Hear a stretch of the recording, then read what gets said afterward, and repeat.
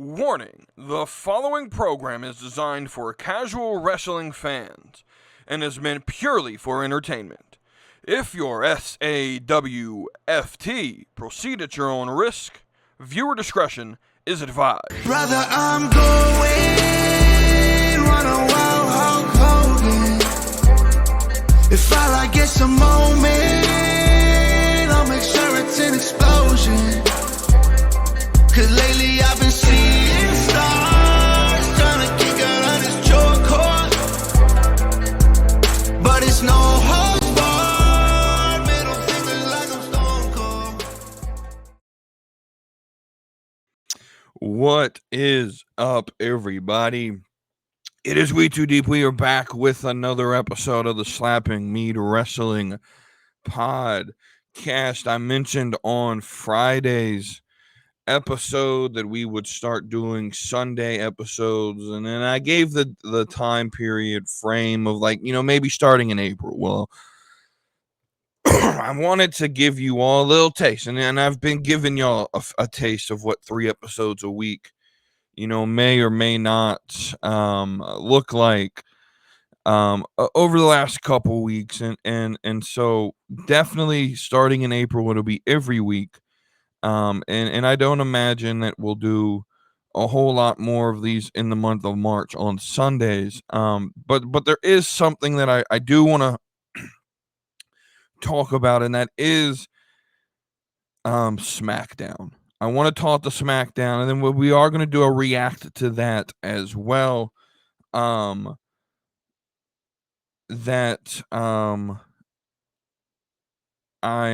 very intrigued on how people will take to this, and so with that being said, let's dive on in. We're going to talk about SmackDown first, but before we get to SmackDown, let's let's go ahead and start this the way we always start every show, which is go check out WWE Shop. Use our link, our affiliate link in the description of this episode, and you can get yourself some merch and at the same time help the podcast out a little bit by using that link.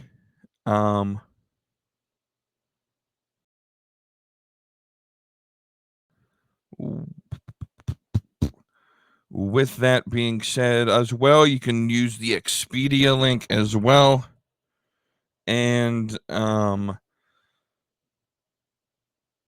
same thing. You'll go to the Expedia link. You'll purchase like you normally would, and excuse me.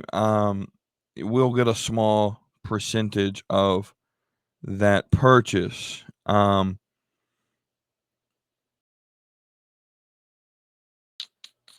right. And one final housekeeping thing here.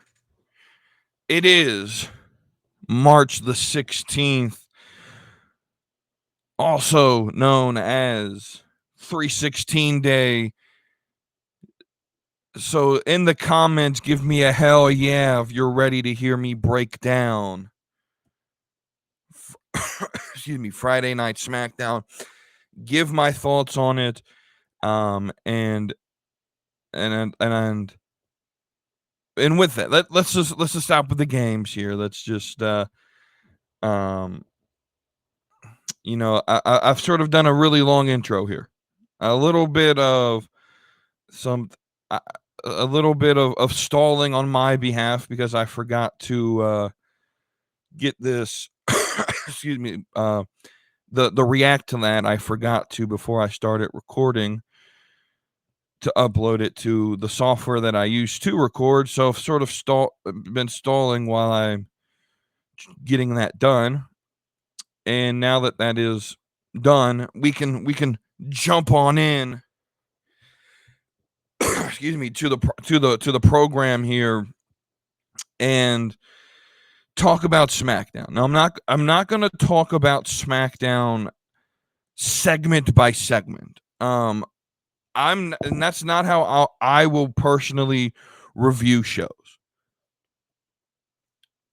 Even someone like JD from NY, which I've started to watch his streams in my free time. It's unfortunate that I can't tell him how much I appreciate him, because apparently he blocked me several years ago on X. Don't know why. Don't remember this happening. I don't remember having conversations with the guy, but apparently I've been blocked by him. It is what it is. He's not unique in that. I've been blocked by Cornette and a whole bunch of other people, so it is what it is. But I do appreciate a lot of what he said, but even he reviews it segment by segment and sort of gives like notes of him breaking it down, and I just can't react and review shows that way. I'm just going to ask questions and give my thoughts on segments, right? And that's what I want to do with this episode of SmackDown. So the first question that I have is, as casual fans, right? A lot of us sit here and say we watch wrestling for the storyline, right? And I'm very interested to see, there's a reason why a lot of times I don't say something, or I wait to say something until I hear how Dirty D or Notorious Dirty D or Nerdy D says what he wants to say on a show, because I feel like he is the king of casuals when it comes to the podcast world, right? I'm a little bit more hardcore in terms of like, I'm a casual fan, but I feel like in the terms of I always say viewership or fandom is a spectrum, and I've said this before. He's a little bit closer to casual than I am, right? In terms of like far right casual, he's closer to the he's farther right than me on the spectrum, is what I'm trying to say, right? And so I tend to view wrestling where I'm sort of in the middle of the spectrum, where I would consider myself casual, but I also understand the perspective of the IWC, because I've been on that side of the spectrum before.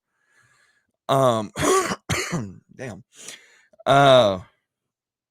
This weather killing me. North Carolina weather kills me this time of the year, for those wondering, because the weather makes up its mind. It's 30 degrees when you wake up. It's 80 degrees in the afternoon. It rains all the time. Pollen's everywhere. The weather in North Carolina in the spring absolutely sucks. So this, I don't know what's going on, but just ignore it. Right.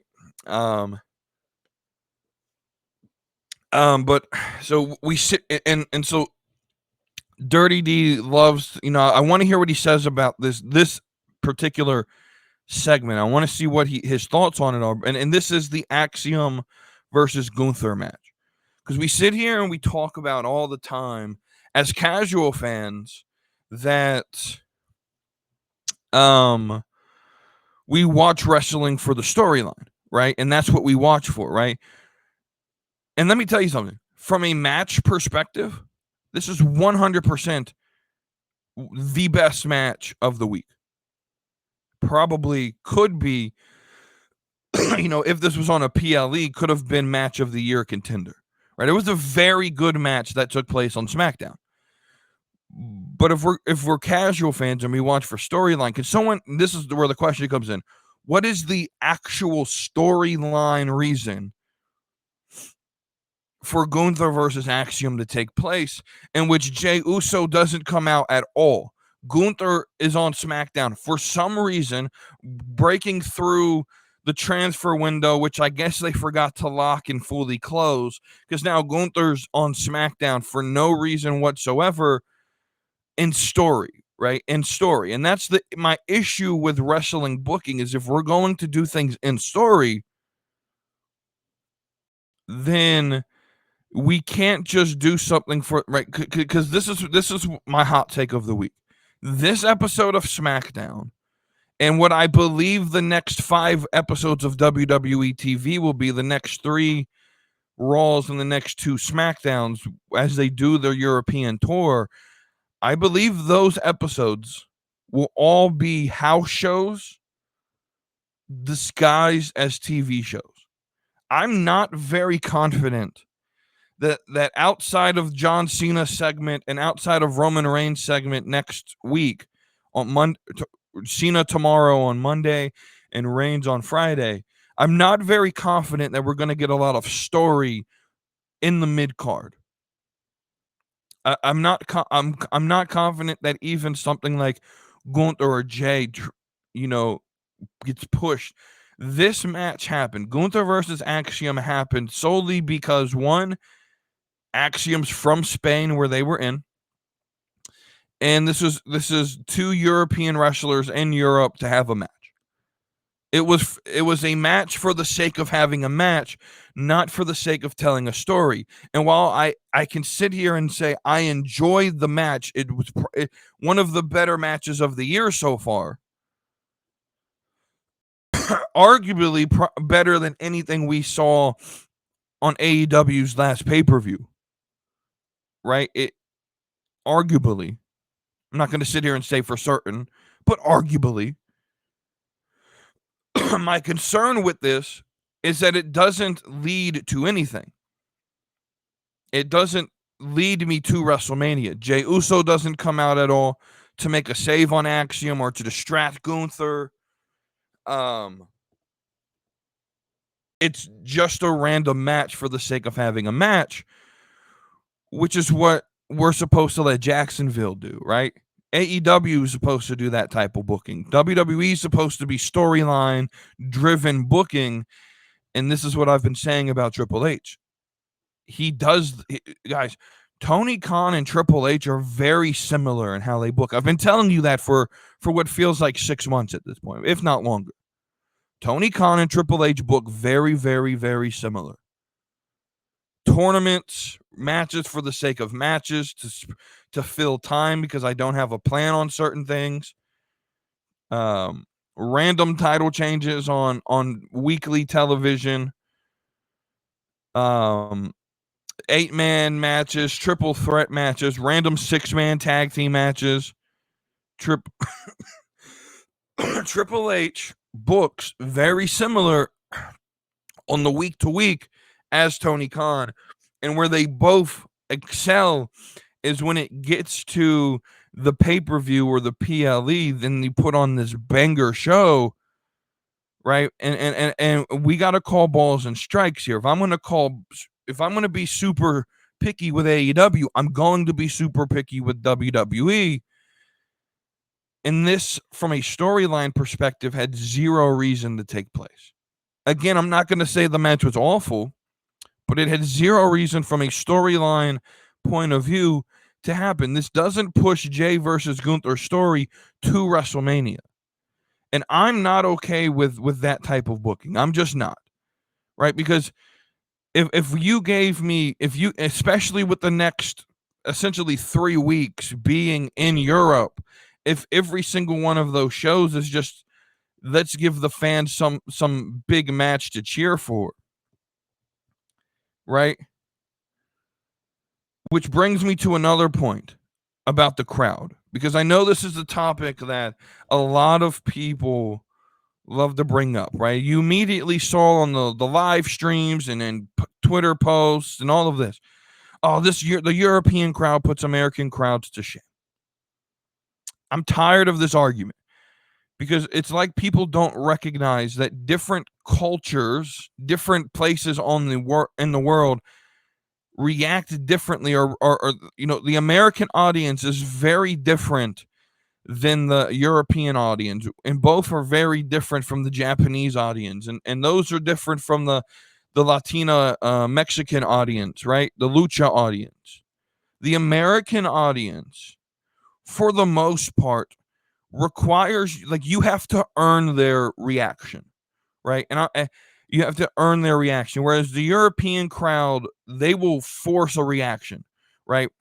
And so we've seen these European shows where they chant and they cheer the whole show. It doesn't even have to make any sense what they're chanting, right? And they treat everything sort of like it's a footy game or soccer game, right? The American crowd, for the most part, you have to earn a reaction. And that's sort of where I'm at as well. Like, I'm not just going to cheer for the sake of cheering, especially these stupid songs and chants that the European crowd, if the show gets boring, they'll just hijack the show by chanting. That tends to annoy me, right? And so, but my fear is as we do this European tour, I think two things could happen. One, I think that Triple H could use the overhyping of the crowd reacting just because that's how the crowd reacts in Europe, and display that and use it as a trick to say, well, there's a lot of hype heading into WrestleMania, when really there's really not that much hype on some of these matches, right? Gunther versus Jay really has slowed down in terms, like, you had Jay win Royal Rumble. Like 2 weeks after that, we're beginning of February, middle February, he picks Gunther, and now we're a month later in the middle of March, a month out from Mania, and there's not a lot of energy being built into that story. There's not a lot of energy being built into Tiffany Stratton and Charlotte, right? And so some of these stories, I feel, are going to be very flat when we get to Mania, and they're going to hype them up with this crowd and make it feel like they're hyped when really, in reality. And so this is why I titled the show Hot Crowd, but it's a mid show, right? And this is why I've always said I don't allow the crowd to manipulate my thoughts on the programming being shown, right? I believe it was the paper or the PLE Bad Blood, where me and Wavy D, we did our review show, and he said that, he talked about the crowd being mid, and it was a bad crowd, and that it maybe because he watched it alone and not in the Discord, and the crowd sucked and wasn't behind it. And I said, and my argument was, I didn't even pay attention to the crowd. I had no recognition of it. Here's why. The crowd is not the product, right? The only thing that I watched the show for, right? They could go back to pandemic era wrestling and wrestle in front of literally nobody, and I could care less. You could wrestle in front of nobody, pipe and sound, and it wouldn't change the way I feel about a product, because what I'm watching is the matches and the stories being told on television, not the crowd. We can't allow the crowd to manipulate the way we feel about the storylines. And I feel that's what Triple H is going to try to get the fans to do. And I feel a lot of casual fans are going to be manipulated into thinking that the product is very good. And it's just not, right? So then we can go back into, again, there was no storyline purpose for Gunther versus Axiom, but the crowd was hot and we got a good match. And so that people will say that this is a good segment. But from a storyline perspective, why did this happen, right? There are certain questions you have to ask in stories. Who, when, why, how, right? There are storyline questions, right? And the why is the most important. And when you're telling a story, why is this happening? What is the reason? And if you don't have one, this is just filler. It's not a plot point, and it's completely useless. And now you just wasted Axiom's debut on SmackDown to lose in a match in his hometown, when you could have easily had Fraxium on the same show and debut in 6 months after they dropped the titles after Stand and Deliver. Have them debut in 6 months and have Fraxium be one of the hottest teams in your tag team, a division in which we will talk about at the end of this breakdown. So I just don't see the reason why we needed to have this match if there wasn't anything within the story that mattered. Right? So the second thing is that I want to talk about is Charlotte versus Tiffany, right? So you had B-Fab fight Charlotte in a match. And in a match that I feel like, again, there's only so much you can do within the realms of the character in the story you're telling. And if they stopped trying to get Tiffany Stratton to be this sympathy character, there was a very easy way you could have put over not just the story, but put over BFAB as well and have BFAB get the win in this match. I think there's a way where if Tiffany Stratton, right, if it's a battle of who can, do, who's the baddest bitch, which is what this should be. It's not, but that's what it should be. And you've had a couple weeks of Charlotte Flair one-upping Tiffany Stratton. What should have happened, how I would have booked this, was during this match, had Tiffany Stratton come out and distract Charlotte in some way, and where BFAB can get a roll-up victory, beat Charlotte Flair, a big victory for BFAB, which then would make sense for why a brawl would happen outside of, Tiffany comes out to make the save because Charlotte wouldn't let go of the submission, which is a trope that WWE consistently does and is nothing new, right? We like, when was the last time that that happened where we're like, oh yeah, they're just gonna hold on to the submission, a baby face is gonna come out, and right, and then so the issue with this story is that there's no story. Can Charlotte Flair actually, this feud right here is really changing my mind on Charlotte Flair as being the greatest of all time.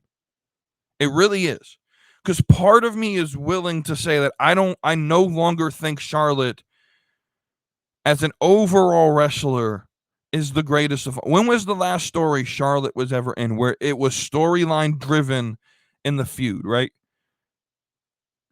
I would have to say it would have been Lacey Evans, right? That was the last story that I can remember Charlotte being in, was against Lacey Evans, when Lacey Evans was essentially like messing around with old Ric Flair, being taken to the top of the mountain, right? And even then that wasn't good. Now that it wasn't good for other reasons, like very bad reasons, like it was just a bad premise to begin with. But Charlotte is not very good at the storytelling aspect of wrestling. She's very good at the wrestling part of wrestling. She's not the best on the mic, and she's really hard. Like, I don't really know what Charlotte's character is. And part of me is willing to go back to that clip I showed of Stevie Richards a few weeks ago and saying, I think Stevie was right. Charlotte should have come back as the babyface, as the sympathy heel of, I've missed 2 years of my career. Look at my rehab. I fought and scratched to stay where I am, and this is my opportunity to regain my spot at the top of the card.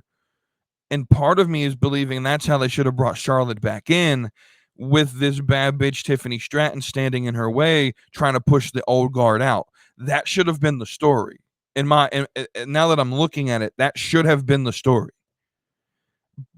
But the response would be, well, Tiffany gets crowd reaction, and Charlotte's a natural heel, which is fine. But even in that sense, if we're going to have Charlotte play the heel, this should have just been two bad bitches fighting for the top of the mountain, and Charlotte wants her spot back, and Tiffany's not going to let her have it, right? And that should have been the story. Instead, we get, I don't even know what we're getting. Like, there's zero momentum with this story in and of itself. And then we do the brawl, but there seems like guys, I feel like there's a brawl every week on Raw or SmackDown.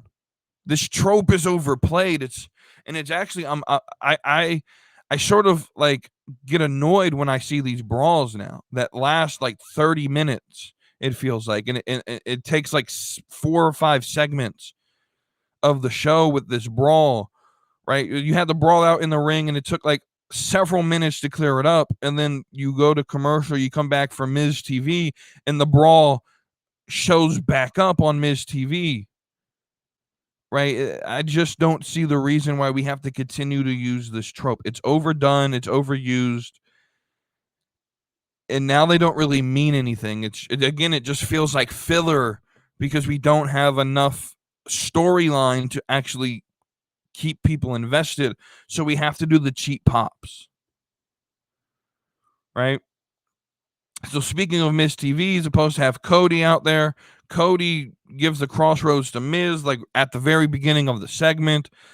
Now Miz TV is not happening. He says a whole bunch of nothing. There really was no purpose of having Cody out there. He's trying to carry this feud with Cena, but from a storyline perspective, you've basically given us like 4 straight promos of Cody Rhodes with no response from Cena. So from a storyline, the story's paused until Cena responds tomorrow, right? And so this story hasn't really pushed since Chamber because Cena's not there, which is immediately, you tried to put Cody out there to save the story and to try to push the story forward.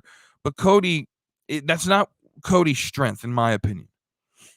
I don't know. I'm not the biggest fan of Cody just going out there and telling promos, trying to carry the feud. We need a Cena response. And of course, we knew we were going to get one, but it almost feels like it's almost a little bit too late, in my opinion. Like, I'm going to watch Raw tomorrow solely for John Cena, but my expectations for this segment, whatever it is that Cena's going to come out and it's going to be a pretty decent segment.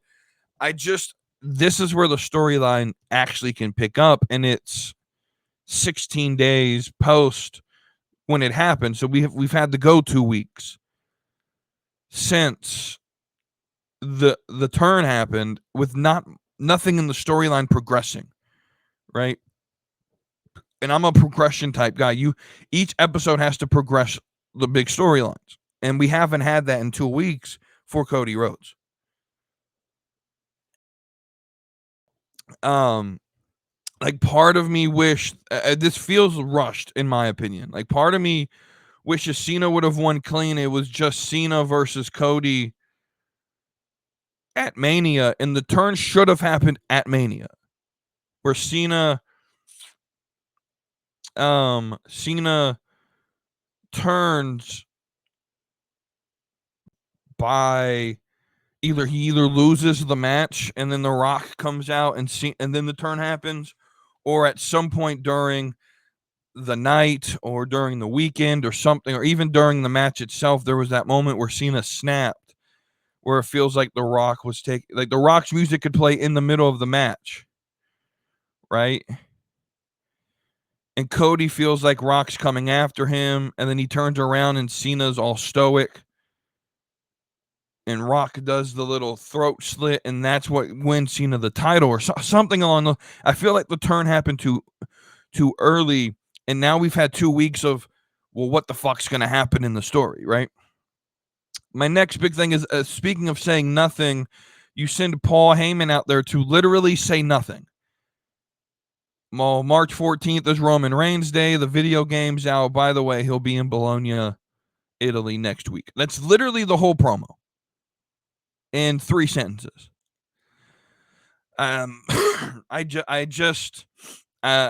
don't get the reason. Again, it was just a filler segment. Wasn't necessarily all that important. Okay, cool. Next Friday we'll have Roman Reigns here, and CM Punk is being rumored to be there, right? And right, this is where Triple H starts trying to wrap up stories, but he's got a lot of catching up to do, right? The U.S. title picture is confusing as shit. Don't know where it's headed. Definitely don't believe. Like, I said this. When was it? Friday? I think it was Friday. I do believe we're only getting a 10-match WrestleMania card, and I don't think any of the mid-card titles will be on WrestleMania. I just don't. There's zero evidence of them caring enough about the mid-card titles to put them on WrestleMania. And so I think that's why the booking for it seems confusing, because it's just going to be a week-to-week thing with them. And I'm not a big fan with that. I don't know necessarily how to feel about it, but I guess it is what it is. Shinsuke's either contract's over. There's even rumors he may retire. So that's why they took the title off of them. LA Knight's just not doing it for me. I don't know. This is just one of those things where it is what it is. It's confusing to me. It's convoluted.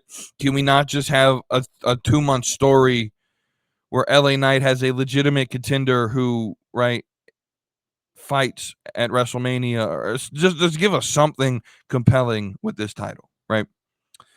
As for the women's U.S. championship, you had a segment where essentially Zelina Vega said she wants a shot at the title, and Chelsea Green basically said, you got to go through Piper Niven to do so. If you can beat Piper Niven, you'll get a shot at my title. And this segment is the one that in the entire night that irritated me the most. This could have waited a week. You could have waited 1 week to do this promo, because they do this all the time. They schedule main card championship matches, whether it's the women's tag team championships or something like this, and they schedule them to be defended on NXT and then completely no-sell the match. Sol Ruca fights Chelsea Green on Tuesday for the Women's United States Championship. Now, I'm a rational person. I didn't expect Sol Ruca to actually win the match, but I would have loved to have the belief that, okay, Sol Ruca could win this match, and then it could lead to something further down the line, possibly at a stand and deliver where Chelsea Green gets a rematch against Sol Ruca or something, right? That would have been a cool match. But obviously, Chelsea Green's going to win. Zelina Vega's going to beat Piper Niven, and that's probably going to be the WrestleMania week match, probably down the line. Zelina Vega getting this push for this title, which I don't know if anyone actually cares about Zelina Vega enough to win this title, right? We get to the end of the show. The Street Profits win the SmackDown Tag Team Championships, which by itself I'm excited for. They're the best tag team on the roster right now, in my opinion. They're the freshest. They have the best look, the best charisma and gimmick around them. But that's solely because outside of Axiom and really the whole NXT tag team division, the main roster tag division is just a clusterfuck of, convoluted storytelling. And it's not really storytelling, it's just convoluted booking where things are going in circles. There's brawls all the time and nothing's really happening, right? But so what's going on? But also, this comes back to, can we stop with the random title changes on weekly television? Why not get a bigger pop with this in Vegas and let the Street Profits have their moment at Mania where they win back the titles, right? Again, this is what I believe Triple H does, is he tries to use these tropes where oh, look, you got to watch SmackDown every Friday because you never know, a title change might happen, right? LA Knight just won back the title on a SmackDown, right? Rhea Ripley loses her title on a Raw, wins it on January 6th Raw. Tag title switch hands all the time. There's title matches happening all the time, right? You got to watch Raw. That just, excuse me, that's the thinking. But again, like I explained a couple weeks ago, when I see this doesn't make me go, yay, I got to watch on Fridays. It makes me go, bro, this could have waited till WrestleMania when it would have meant something more, because there's still no direction in this division. And so now I have no idea what's happening, right? Random title changes on weekly television doesn't make the show must watch. Again, it's just lazy. There's no long-term plan. So we're just going to play hot potato with this belt until something sticks. And hopefully it sticks with the Profits and we can go long-term with it. But there's been 3 television title changes within the last month. LA Knights, Io Sky, and now this one. And it's kind of I don't care anymore about some of these championships, right? Because the reigns aren't good. And then the storyline or storytelling behind it also is not good, if existent at all. And so, excuse me, I just have a really bad problem with this style of booking, right?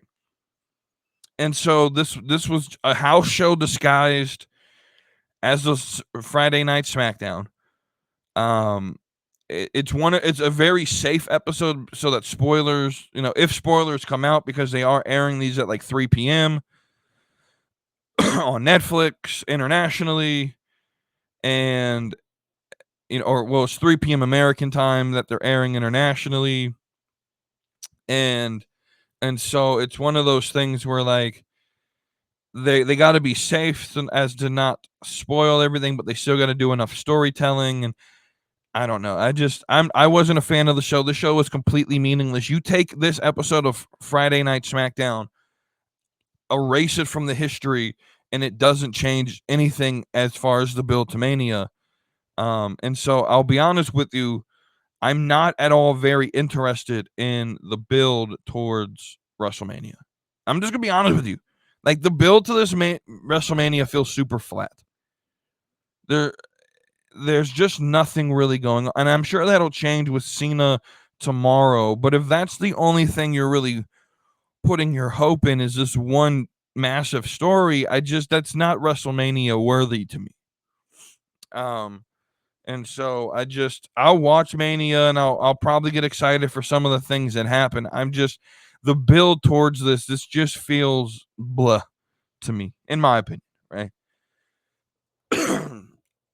All right. So now we've got to the point of the show where we do our react to it. And to preface this is a response to Junkyard James, who Friday night,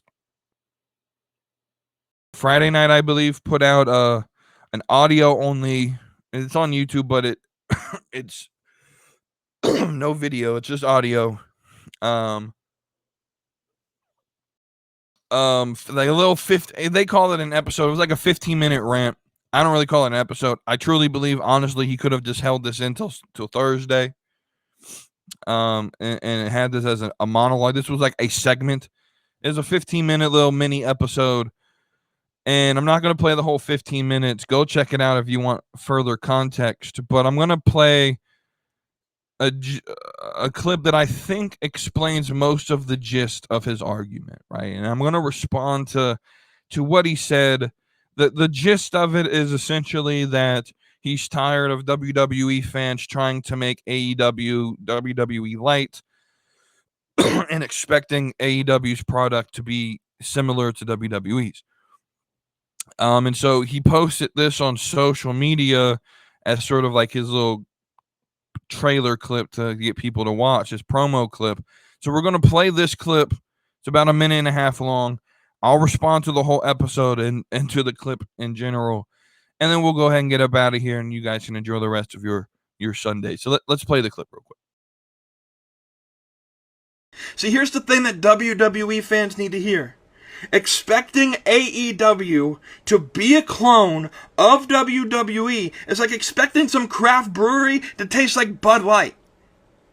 See, they're in the same ballpark, that being pro wrestling, but they're playing two different games. WWE wants everyone in the stadium, but AEW wants people in the front row who know the history of every wrestler on the card. Listen to that again. WWE wants everyone in the stadium, meaning they want to fill big, massive arenas. AEW, well, they just want people who know the history of every wrestler and can figure out the story without their hands being held. And listen, guess what? That's okay. Not every promotion needs to chase mainstream notoriety. In fact, wrestling thrives when there's variety. When you've got something for casuals and something for obsessives. Both are good. Yeah. So from a premise, excuse me, on the premise of the argument, I agree.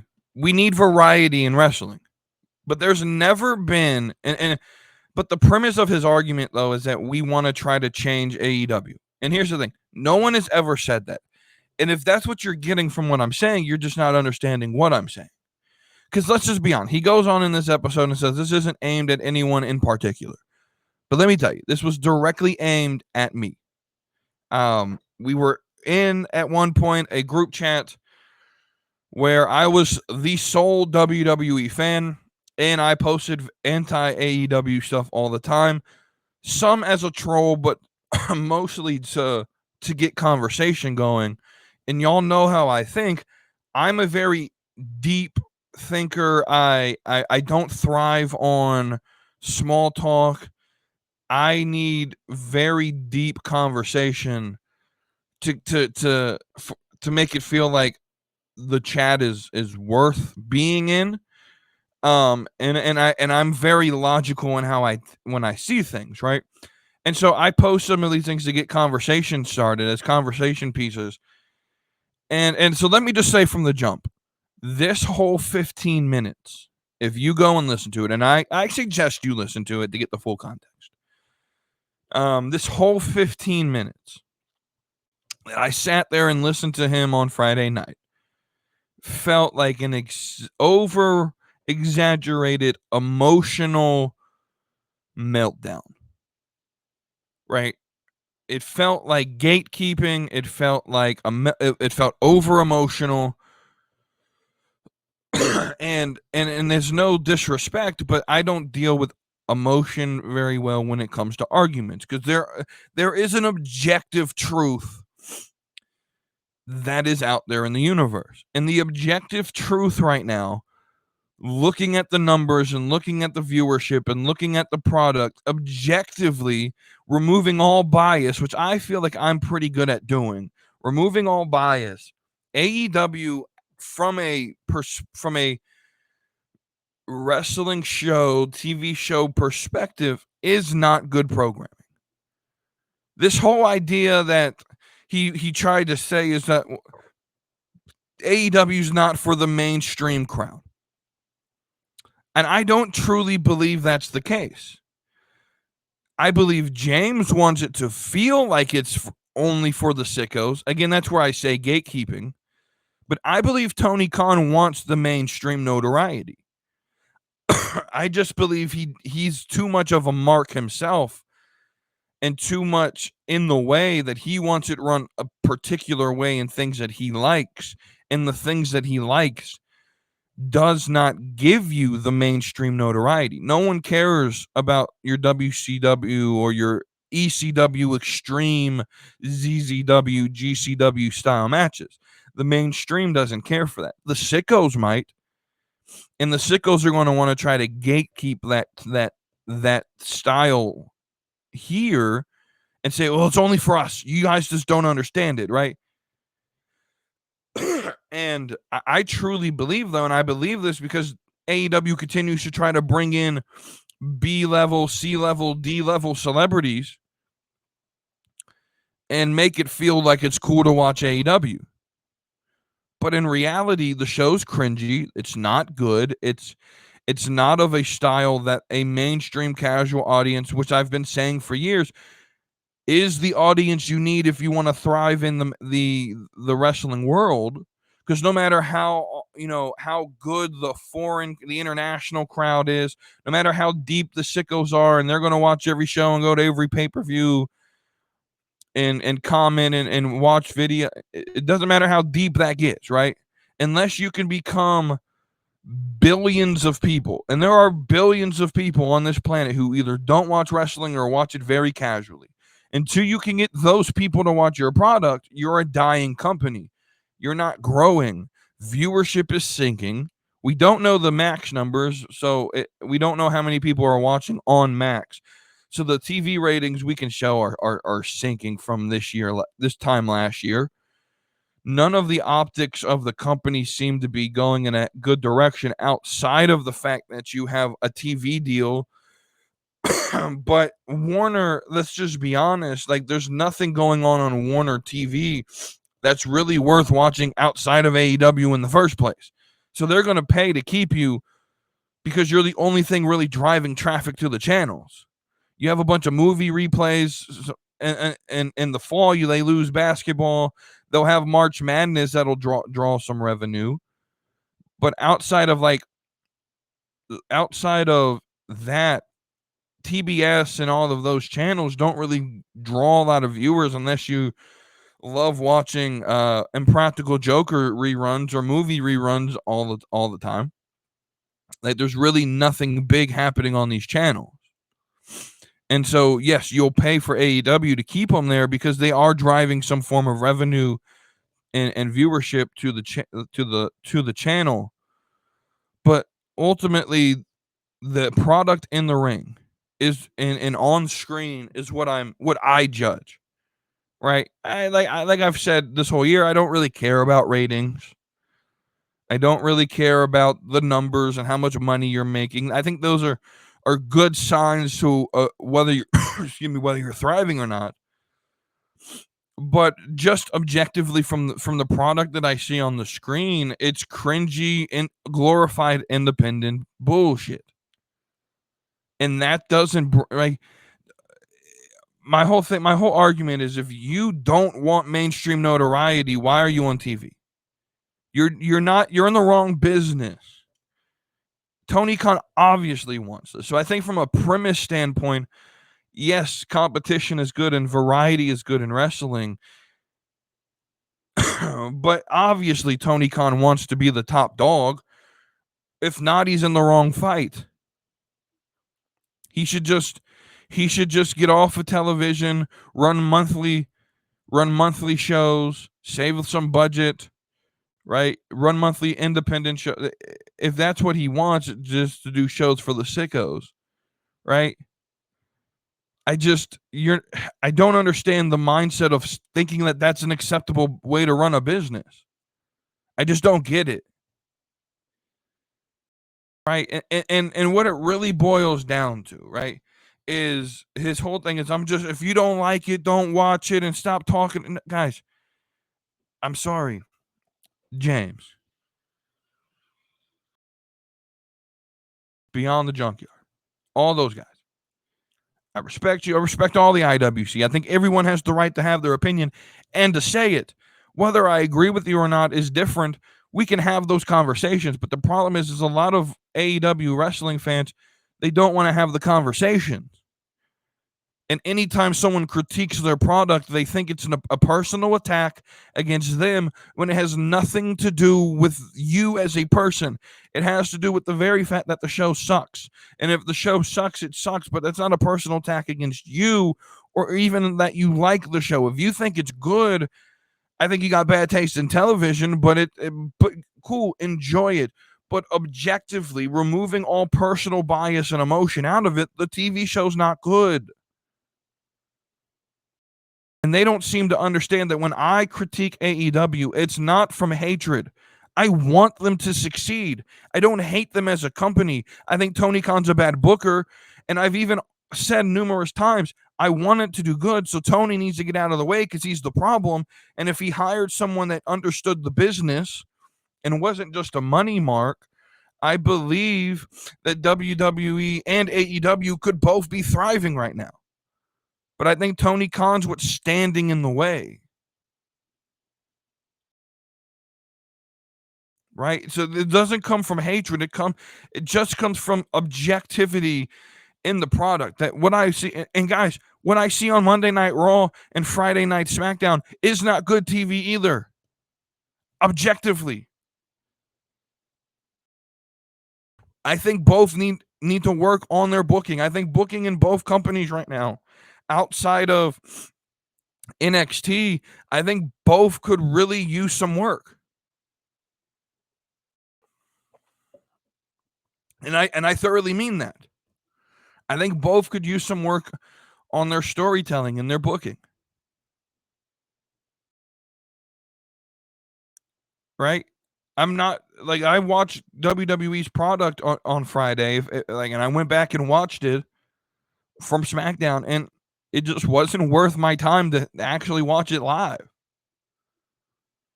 I'm kind of glad it was pre-taped. I read the spoilers, watched the clips that were on Twitter, and I had 3 hours at the end of my night that I could do whatever I want because I didn't watch it live. Right? I just don't understand why someone critiquing something that you like affects you that much to where you have to say, well, just stop. I'm tired of all the negativity. Well, welcome to the real world. Not everyone's going to be kumbaya about AEW, but it feels like with AEW fans, anytime you critique their product, they take it personally. This is not a personal attack against James. It's not a personal attack against Cody or any other AEW fan. This is an objective statement based on the evidence from viewership, from what I'm seeing on Twitter, people being disappointed, from history itself. This company running the way it's running right now is not good.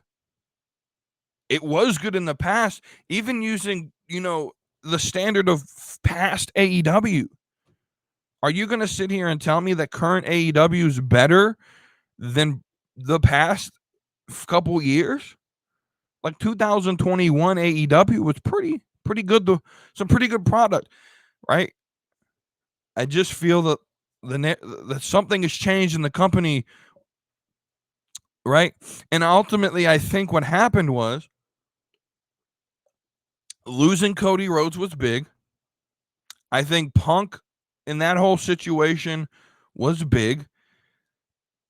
And I think that there's a lot going on behind the scenes that I'm not privy to information, and other people aren't privy to information. And so this is just an assumption. I don't necessarily think that everyone that works for AEW wants to be there. I think they look at it as a chance to make money. And I think Tony Khan doesn't know what he's doing. That's an opinion based on what I'm seeing. But objectively, you can't sit here and tell me that the product you watch on Wednesdays and on Saturdays are objectively great. It's just not. You have 3 people right now in Mercedes Moné, Adam Copeland, and John Moxley who all have complete creative control, who obviously aren't going to make themselves lose. And so you're sort of held captive to these money marks. There'll be these people who are marks for themselves, and Tony's doesn't have balls big enough to be a boss and say, y'all, fuck all that. Y'all are going to lose. And we're going to do something that benefits the company. He doesn't do that. Right? I don't really know what else to say about this. I don't. I think it's kind of, I don't understand why, I guess what this really comes down to, and why I did this as a react to that, is this idea that if you don't have anything positive to say about the product, don't talk about it, is absolutely insane. First off, I talk about AEW because it's part of wrestling and this is a wrestling podcast. But second, I talk about AEW because I do a wrestling podcast, right? And not everything is going to be sunshine and rainbows, right? Same thing with why I critique WWE. This isn't to be edgy. This isn't to be, the outcast who has to always disagree with everyone. I just have my opinions. That's what this is for. I talk negative about AEW because the product is negative, and if they gave me something positive to talk about,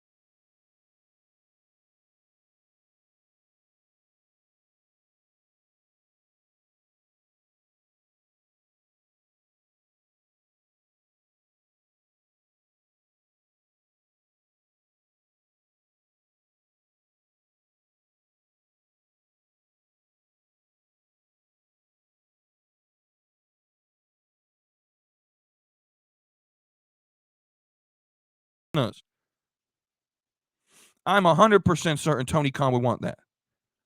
But the current product he has will not allow it. And so your justification for this, well, it's just for the sickos, you won't understand. No. Try booking for the people who aren't the sickos. And you don't have to be a copy. No one's ever said to completely copy and paste WWE. But you've started to do certain things that are just like WWE. You have LED boards on the ring and some of your camera work. You've even started doing the camera shot of people coming through the where the camera's behind them as they're walking through Gorilla. You started to do some of this WWE production because you see that. Look, and that's the point. Use that. You don't have to be a WWE, copy, paste, repeat. But if there's things that fans like, why would you not use them? If there's a thing that works, why would you not do it? I'm not sitting here and saying you have to be WWE. Sure, there is difference in the product and variety is great.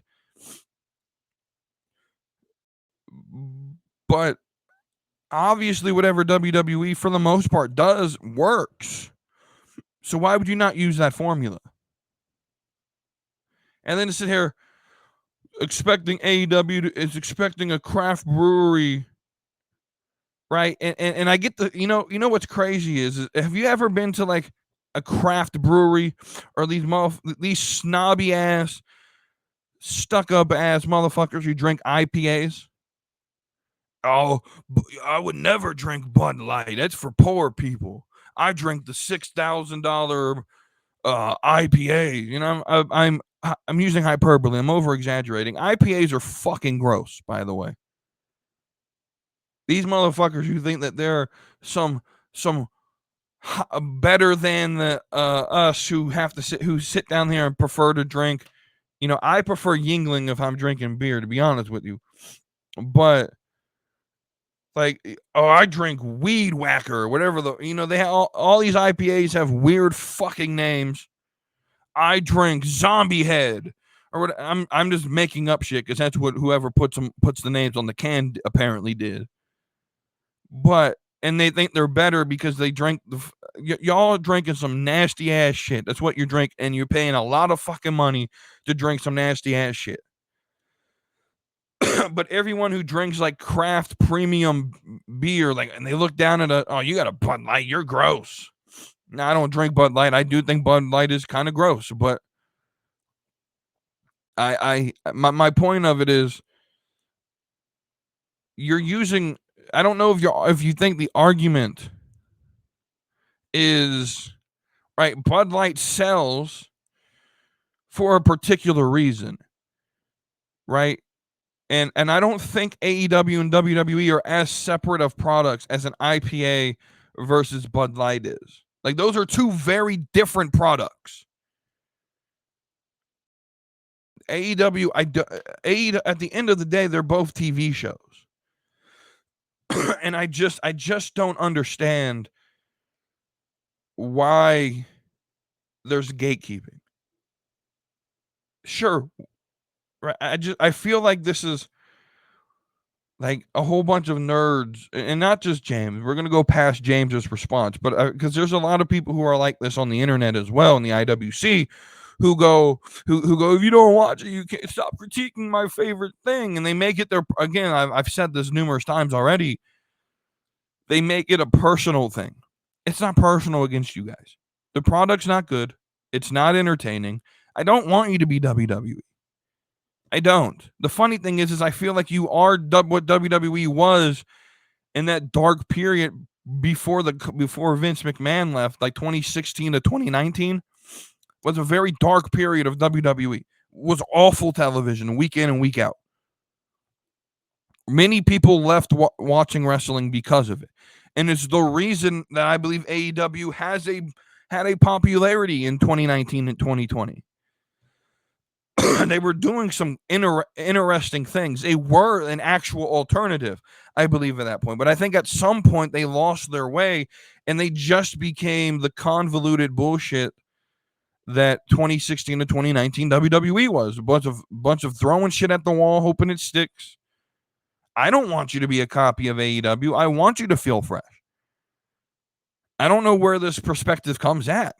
Like, I don't want you to go away. I think if you continue to do what you're doing, I don't think you last very long. That doesn't mean that I want you to die as a company, right? I don't get it. I just don't get it. I don't. And so I ain't got much more to say. So I'm not running this. I'm not trying to run my reasoning around another circle. So we'll end the show there. Let me know what you all think in the comments. Like, share, subscribe. Thank you all for watching. Let me know what you thought. And I will see you on Tuesday with me and DJ Wavy D right here on the Slapping Me Wrestling Podcast. Have a great rest of your Sunday. Keep calm and remember, slap that meat. So hit that subscribe, come along for the ride. AEW, WE, we're always on side. From fantasy booking to baddies that slay. Slapping me wrestling every Tuesday.